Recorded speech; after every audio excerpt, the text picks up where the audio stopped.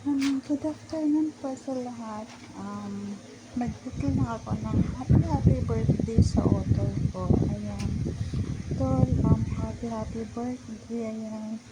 Ayos lang mag-pray kay God.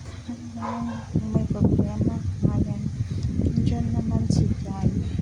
Hindi ko niya pabayaan. And then, ingat ka palagi sa work. And then,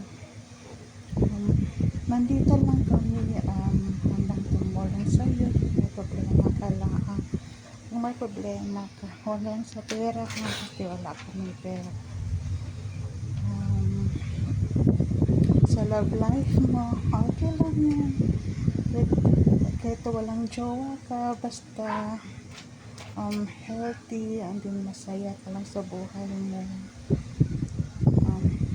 Nandyan naman yung family mo, friends, kami. Nandito lang kami para sa iyo, tol. Again, good luck. Sana masaya ka itong araw na to. Kasi it's your day. It's your birthday. I love you.